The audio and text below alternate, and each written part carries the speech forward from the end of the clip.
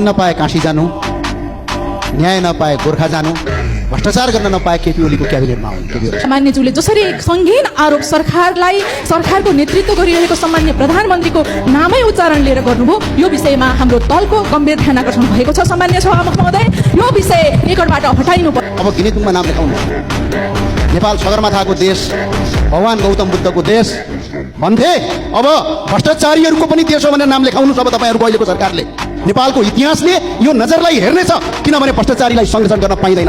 यो सरकार यदि जनताको हितमा छ भने, यो सरकारले यदि देशको हितमा काम गरेको छ भने, यो सरकारले भ्रष्टाचारलाई न्यूनीकरण गर्नुपर्छ।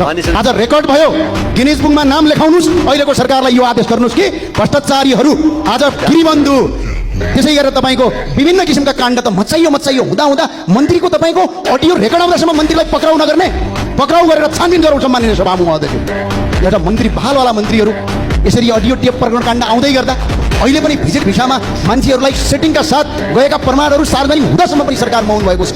खुला अडियो टेप रेकर्ड प्रकरणमा मन्त्री क्वार्टरमा पैसा दिएको छ, मन्त्रीले राजीनामा दिएर सकेको हुन्छ। हामीले अख्तियार अनुसन्धान आयोग बनाएका छौँ। यो देशमा अख्तियार अनुसन्धान आयोगले के गरेर बसेको छ? सम्माननीय सभामुख महोदय, नेपाल सरकारका गृह मन्त्रालय छ, त्यहाँभित्र विभिन्न भ्रष्टाचार न्यूनीकरण गर्नका लागि नयाँ तपाईँहरूका विभिन्न युनिटहरू छन्। ती युनिटले के हेरेर बसेका छन्? के मन्त्रीले तपाईँको राजीनामा दिने बित्तिकै समस्या समाधान हुन्छ? मन्त्रीलाई तत्काल पक्राउ गरियोस् र छानबिन गरियोस्। त्यति मात्र होइन, अन्य मन्त्रीहरूको नाम निकल्छ, उनीहरूलाई मात्रै छानबिन गरियोस्।